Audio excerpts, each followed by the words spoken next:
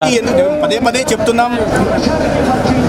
మా రాష్ట్ర అధ్యక్షురాలు కూడా పురంధేశ్వరి గారు కూడా పదే పదే చెప్తున్నారు, మేము కూడా పదే పదే చెప్తున్నాం. ఎందుకంటే మా పార్టీకి సంబంధించిన వరకు పొత్తులపై నిర్ణయం కేంద్ర నాయకత్వం తీసుకుంటుంది తొందరలో. ఎందుకంటే ఎన్నికలు మరీ దగ్గరకు వచ్చాయి కాబట్టి తొందరలోనే, అతి తొందరలోనే వాటి మీద నిర్ణయం వెలువడే అవకాశం. జనసేన టీడీపీ వాళ్ళు సీట్లు ఆల్రెడీ అనౌన్స్ చేశారు.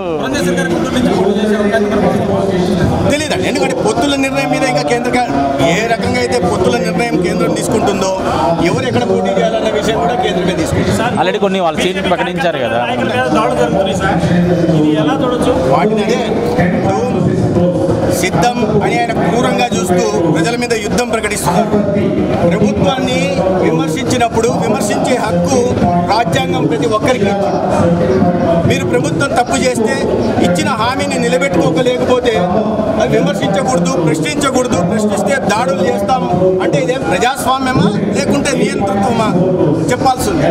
కడప జిల్లాలో చేసినట్టు ఫ్యాక్షన్ మైండ్ సెట్తో ప్రశ్నించిన ప్రతి ఒక్కరి మీద దాడులు చేస్తాము, హత్యాయత్నాలకు పాల్పడతాము. మేము చెప్పిందే రాజ్యం, మేము చెప్పిందే వేదం, మేము రాసిందే శాస్త్రం అంటే ప్రజాస్వామ్యంలో జరగదు. మీకు తెలిసిన భాష మాకు కూడా తెలిసిన విషయాన్ని గుర్తుపెట్టుకోవాల్సింది. అధికారులు కూడా ఈ విషయంలో అధికార పార్టీ నేతల మోచేతి నీళ్లు తాగకుండా నిజంగా ఏం జరిగిందో వాస్తవాల్లోకి వెళ్ళి తప్పు ఎవరిదైతే వాళ్ళ మీద ఎఫ్ఐఆర్ నమోదు చేయాలి.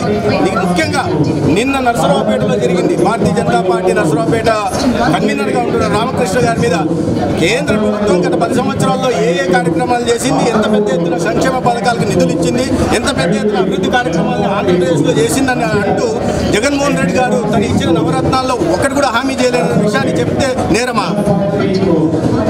అది నేరమే.